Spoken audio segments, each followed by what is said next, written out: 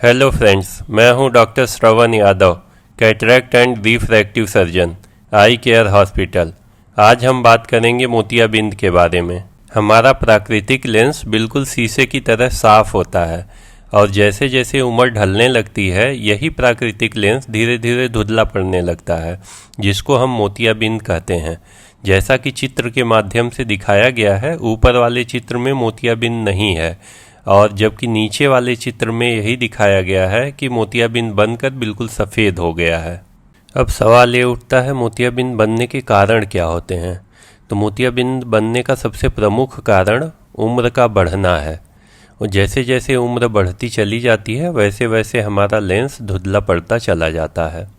अन्य कारणों में आँख में चोट लगना है। शुगर के मरीजों में मोतियाबिंद बनने की संभावना काफ़ी बढ़ जाती है।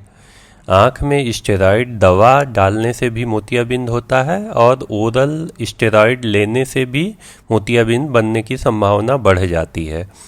आँख की कोई बीमारी हो जाती है, उसमें भी मोतियाबिंद बनने की संभावना बढ़ जाती है और कभी कभार मोतियाबिंद जन्मजात होते हैं। तो मोतियाबिंद के लक्षण क्या होते हैं? अगर किसी को मोतियाबिंद हो गया है तो उसको कैसे पता लगेगा कि मोतियाबिंद हो गया है? तो इसमें सबसे सामान्य लक्षण होता है धुंधला दिखाई देना। जैसा कि चित्र के माध्यम से आपको दिखाया गया है कि जब मोतियाबिंद नहीं है तो दाहिने साइड पेड़ बिल्कुल साफ दिखाई दे रहा है, जबकि बाएं साइड का पेड़ जो है वो धुंधला दिखाई दे रहा है, क्योंकि वो मोतियाबिंद हो जाने के बाद ऐसा दिखता है। दूसरा लक्षण है रात में चौंध लगना। जैसा कि नीचे पिक्चर में दिखाया गया है कि लाइटें फैल के दिख रही हैं, तो मोतियाबिंद के मरीजों में रात में चौंध बहुत लगती है। और तीसरा लक्षण जो होता है वो धूप में कम दिखाई देना है। अब हम बात करते हैं मोतियाबिंद के उपचार के बारे में। तो मोतियाबिंद का उपचार सिर्फ और सिर्फ सर्जरी है। दवाओं के माध्यम से इसका कोई इलाज नहीं है। सर्जरी में मुख्यतः दो प्रकार की सर्जरी होती हैं, मैनुअल सर्जरी और फेको सर्जरी। इस वीडियो में ये दिखाया जा रहा है कि मैनुअल सर्जरी कैसे करते हैं। तो मैनुअल सर्जरी में सबसे पहले 7 से 8 मिलीमीटर का एक चीरा लगाया जाता है और ये चीरा इस तरह से बनाया जाता है ताकि ये अपने आप सील हो जाए, इसमें टाँके की ज़रूरत न पड़े।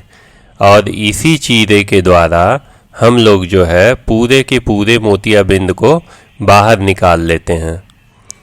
अभी ये देखिए वीडियो में चीरा पूरा बन गया है और अब हम जो है मोतियाबिंद को पूरा का पूरा इससे निकाल लिए हैं।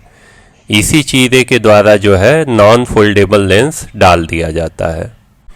मोतियाबिंद उपचार की दूसरी विधि फेको सर्जरी होती है।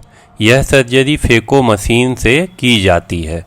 इसमें कॉर्निया में एक छोटा सा सुराख 2.8 या 2.2 मिलीमीटर का बनाया जाता है।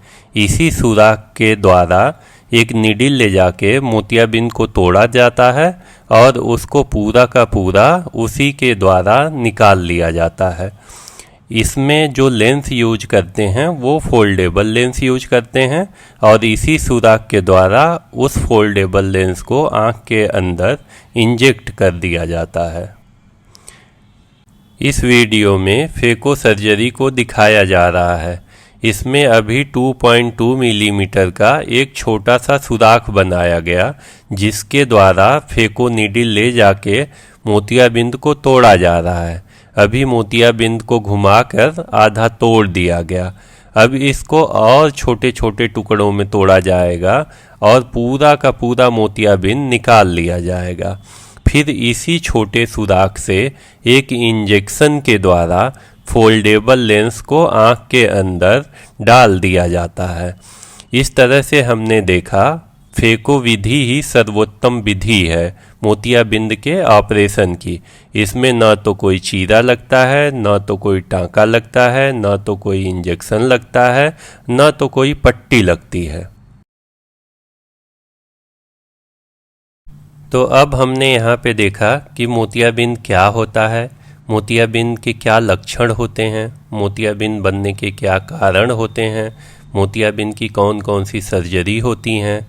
अब मोतियाबिंद से जुड़े कुछ सवाल और पूछे जाते हैं और वे सवाल हैं कि क्या दवा से उपचार संभव है?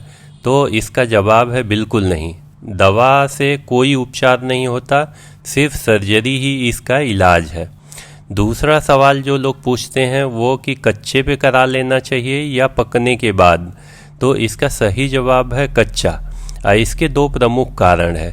जब मोतियाबिंद कच्चा होता है तो हमें रेटिना अच्छा दिखाई देता है, तो हमें ये लगता है कि रोशनी अच्छी आएगी। अगर रेटिना में कोई बीमारी हमें दिखती है तो हम लोग पहले ही मरीज को आगाह कर देते हैं कि रोशनी रेटिना पे दिक्कत की वजह से बहुत अच्छी नहीं आएगी। और दूसरा कारण होता है कि मशीन से सर्जरी जो होती है उसमें फेको पावर यूज होती है, और ये पावर जो है जितनी कम यूज होगी उतना अच्छा है। तो कच्चे मोतियाबिंद में फेको पावर कम से कम यूज होती है। तीसरा सवाल जो है कि गर्मी में कराएं कि सर्दी में कराएं।